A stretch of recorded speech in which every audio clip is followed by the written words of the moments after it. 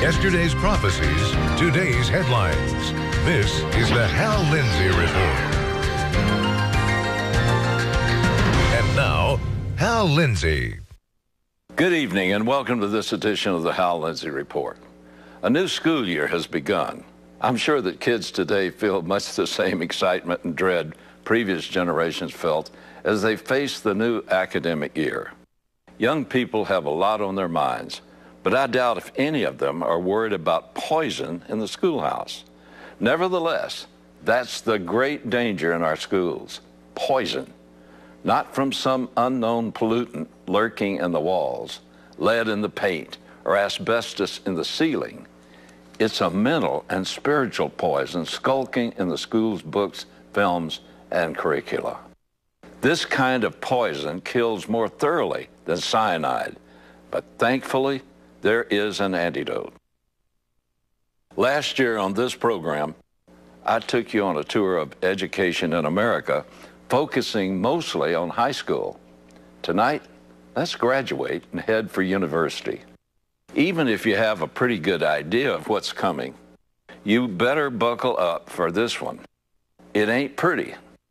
You've heard me discuss my years on America's campuses. You've heard me warn about the alarming rise of Marxism and communism on those campuses. I've told you about the unbelievable tide of atheism, agnosticism, and secularism that is crashing through the faculties and student bodies of America's colleges.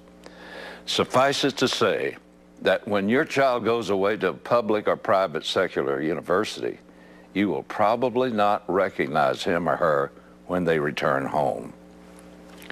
That's how devastatingly effective university faculties have become at corrupting and co-opting our children. But now those educators have embarked on a new tactic. No longer are they seeking to influence your children away from America's founding values of personal responsibility, free enterprise, and democracy. They're actively trying to destroy their basic moral and spiritual values. Here are just a few of the hundreds, if not thousands, of examples occurring on campuses across the United States. The University of South Carolina Upstate scheduled an LGBTQ seminar. What's that, you say? LGBTQ stands for lesbian, gay, bisexual, transgender, and questioning. The seminar was scheduled to include a session called How to Be a Lesbian in 10 Days or Less, presented by someone who calls herself an expert lesbian. It was to be paid for in part by university funds. When campus reform ran a story on it, several state senators became incensed over the idea that taxpayer-funded institutions should pay for such a thing, and they were able to stop it. One of those state senators was Lee Bright. He said, "Our state's system of higher education has been hijacked into spreading a liberal social and political agenda which is morally repugnant to the overwhelming majority of South Carolinians." While I agree with Senator Bright's comments, I don't think they go far enough. It isn't just higher education that has been hijacked, it's all of public education, and to a large extent, all formal education. As I go through the rest of this short list to give you an idea about what's happening in America's universities, remember that they set the agenda for our public schools. They create curricula for preschoolers as much as they do for college freshmen. Politicians and media turn to academics for answers on everything from global warming to how you should raise your child. So if we see poison bubbling up in the universities, be assured that it spreads from there to all society, including pulpits, newscasts, entertainment, and government with stunning speed and efficiency. In May, an event at the University of California at Los Angeles, or UCLA, encouraged students to perform a certain sexual activity instead of studying for finals. They held a workshop entitled, "Finals Can Wait, Masturbate, sponsored by a group that calls itself the LGBTQIAA and Progressive Sorority. Unbelievable, but true.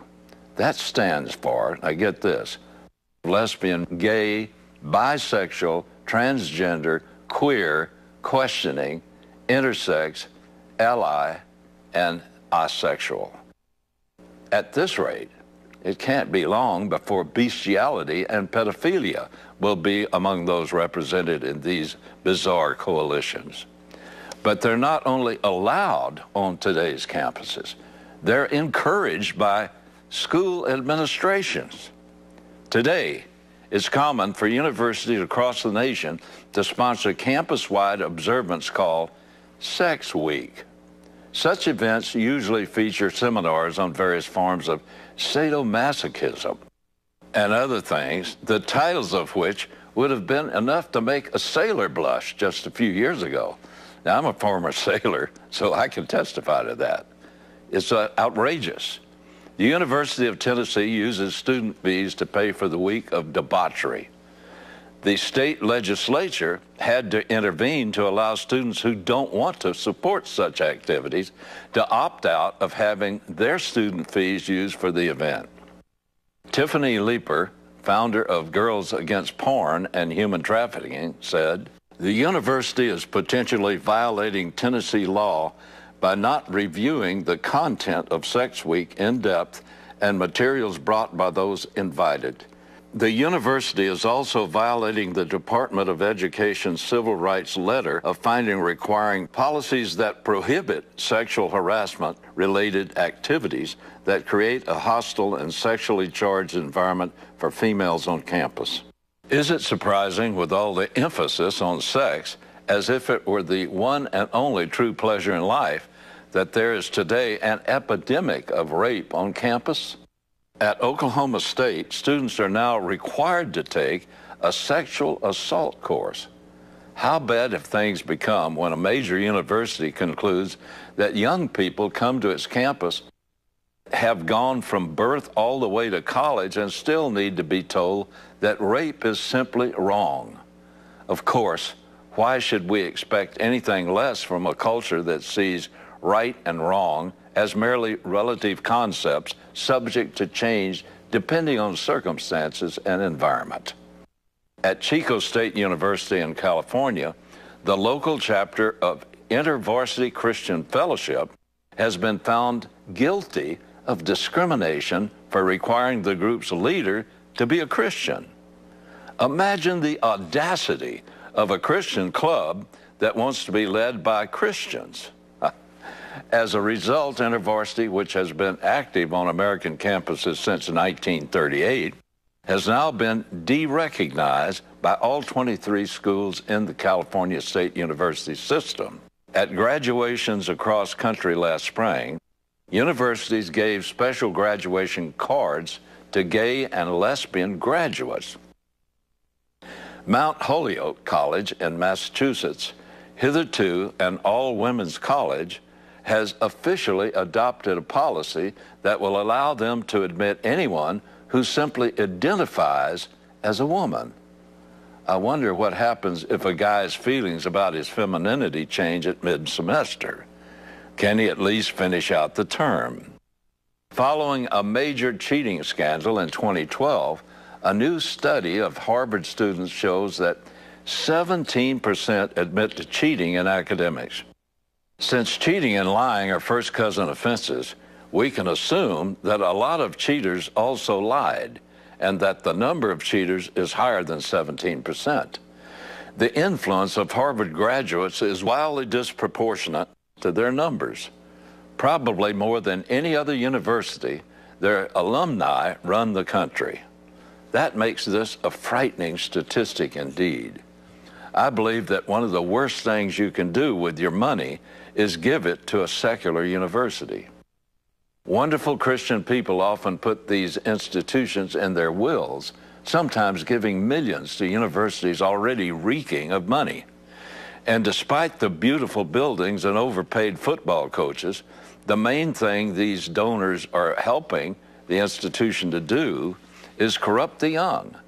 How much wealth do state universities have? Enough that they can heedlessly throw cash to the wind. In 2012, Bill Clinton spoke at UCLA. They gave him $250,000 for one speech. If an organization can afford to pay someone $250,000 an hour, do they need your money? Then this year, UCLA invited Hillary Clinton to speak. Her fee, $300,000. And the next 2 years, you can expect to hear Hillary and Bill all over television and live appearances across the country and not pay a dime. I suspect you'll hear them and see them until you are sick of them. But UCLA paid over $500,000 for the privilege of their presence for 2 hours. The conclusion is obvious. UCLA must have money to burn. David Campbell, a professor at Grinnell College, is full of praise for the way the Chinese government is handling the country's pollution problem. He said, authoritarian governments can make rapid decisions. Sometimes they're benign. More often than not, they're malignant. But by and large, I think the Chinese government in the last few decades has been very enlightened. Why American academics love communist countries is beyond me. Despite its forced one-child-per-couple policy, China puts out more pollution than any nation on the planet, bar none. It's hardly a role model for the environmentalists. Professor Hilary Mann Leverett of American University appeared on MSNBC not long ago and made the startling claim that anti-Semitism doesn't exist in the Middle East. Either the professor is misinformed or disingenuous, neither of which are complimentary for someone considered an expert in foreign policy in the Middle East. As far as I know, she still has the job. She's still teaching kids, and her position continues to imply that she is an intellectual role model. Still talking about anti-Semitism, Ms. Leverett went on to say, there's no history of that in the Middle East. There's not this deep-seated Arab Jewish or, Muslim Jewish animosity. And on we go through the looking glass, down the rabbit hole, and into the dark mind of modern academia, where good is evil and evil is good, and where people who did not like to retain God in their knowledge have been given over to a debased mind to do those things which are not fitting. I'll have more on the treacherous influence of America's universities in future programs. For now, we need to uphold in prayer our children who are attending those colleges and earnestly pray for those who are called to minister to America's students. There's a mighty spiritual war being fought on those campuses, and it will determine not only our nation's future, but the eternal destinies of millions of our children. Become prayerfully aware of what our schools and universities are teaching our children. For Christian parents, it will probably be a terrifying awakening. Take action now before it's illegal to protest. Your children's and grandchildren's futures are at stake.